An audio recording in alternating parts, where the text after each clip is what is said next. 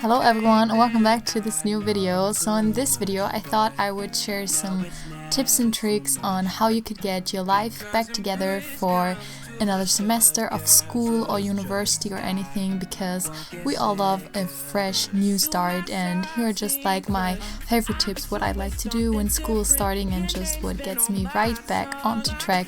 And it's not just for back to school, you could use it at any time of the year, it's just the better title.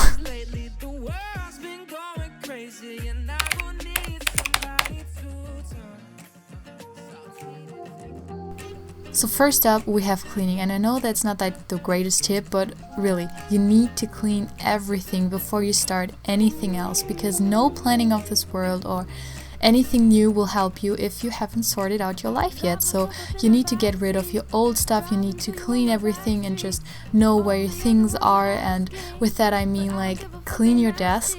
I have to do that myself every day basically, and when I have a clean environment I can just think better and everything is more clear because I know what to do, what I need, and also I have less distractions around me. So clean everything, clean your spaces, like just do it, okay? I know it's annoying, but you have to do it. And also you need to clean your digital space, so just delete all photos or just PDFs that you don't need anymore, because that way also your digital space will be clean and you can just think better and you can find your files better. So I would sort everything and delete what you don't need. Trust me, it will make a difference once you're searching for something specific.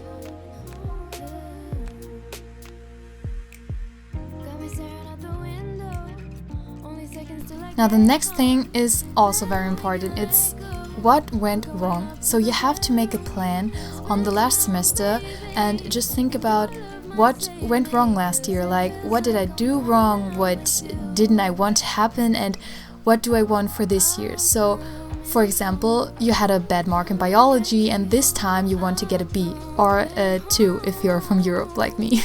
And then you need to write down action steps. So a goal is a nice thing, but it won't work unless you will. So you need to write down action steps. So what can you actually do to get a better grade? So write down these things and then you can start. So for the given example, this could mean to study flashcards more, or ask more in class, or in general your friends, or study with a friend, or watch videos because they just can give you the information in a better way. And these are just action steps that you need to consider before you even start studying, because something went wrong and you have to think about ways that you can do better this time. And another thing is that you really need to have routines. So whether that's a morning or evening routine where you just make your favorite breakfast or just do what you really want to do, and then you have a great start into the morning, because that's something also really good, that when your morning is good you will feel better. Believe me, really, this is just something so key. But also you need to have a study routine. So every day, how much do you want to study? When do you want to study? Like, have a plan. Don't just go in there and be like, yeah, I want to study at some point. So you need to have a plan, you need to have a routine, because once it's a routine and it's a habit, it's much more easier to really sit down and study. So here, for example, you can see like my daily plan. So I have this list of things that I'm going to do on a specific day. So yeah, I have this. It's not like fixed, it's a guide. So I know when I want to do what, but of course, if I'm not able, because I have to do something else, I won't do this, but you get the idea.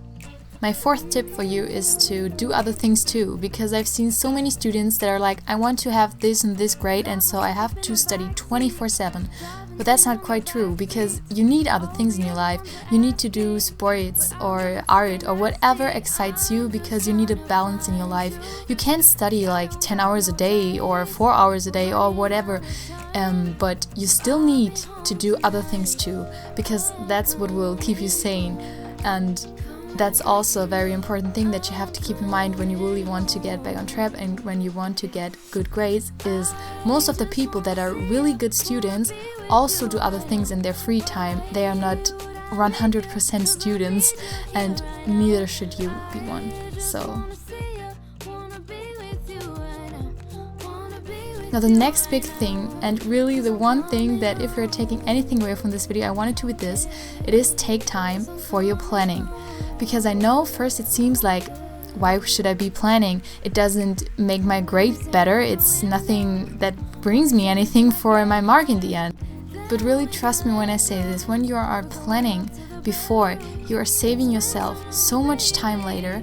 You are having so much less stress because you know what you're going to do and you know that you won't forget anything. So for me, I use a planner, I use my bullet journal, but of course you don't need to be artistic or anything or need a bullet journal, just simply a planner where you have some space for a monthly overview where you can note down your exams and stuff, some daily space so you can write down your specific to-dos for every day. I also like on my bullet journal that I can just do these cute study plans, so I really recommend having one so you know when to study what, and also you can just see what the topics are that you need to study, and also what you really need is an overview for your whole year, so where you just write down everything that will come up with exams, with birthdays, anything. Just really planning is the key, as you could say. And now over to another topic. You need to cut down social media. I know in our time now it is really hard to stay focused and to study because everything is so interesting. We're always on Instagram or TikTok or anything, and everything seems more exciting than studying. I know that it happens to me a lot too. So in this one I want to share some tips how you could reduce that at least. For the first thing, I would say turn off your notifications. I do that for most of the apps that I have that could send me notifications, like Instagram or TikTok. I keep it for messengers and just where I have important messages, of course. But for these apps, my notifications are always off because nothing from these apps will bring me any important value into my life. It's just a distraction because anyone that's writing me on Instagram could also write me on messages, you know? It can't be important enough. So yeah, I just have the notifications always.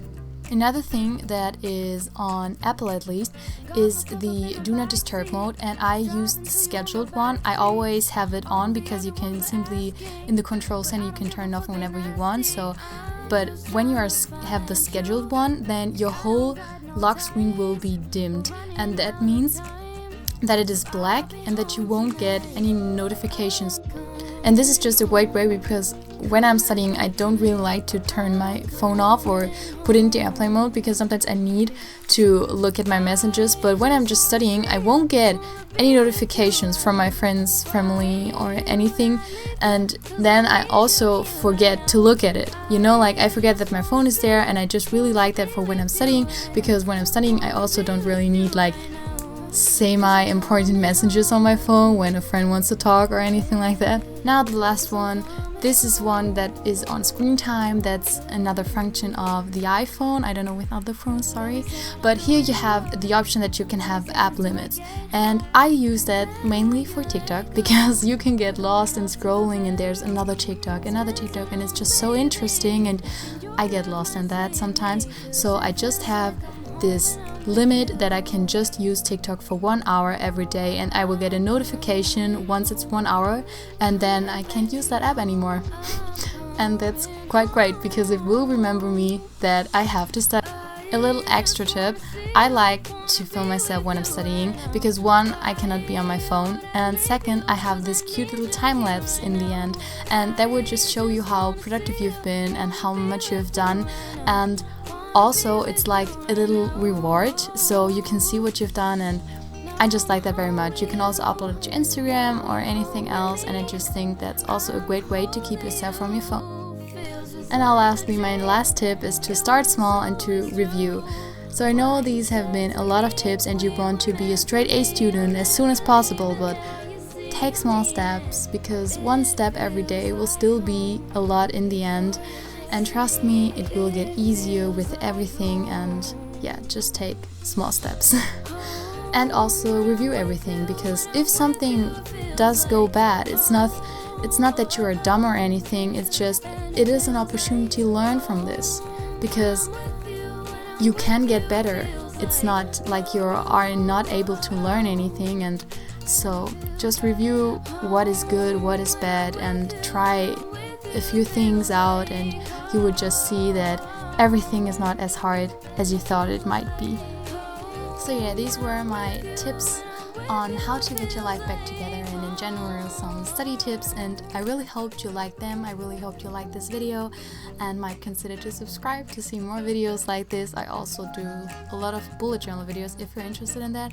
And so yeah, that's it for now, and I will see you hopefully in my next video. Have a nice week, and yeah, bye!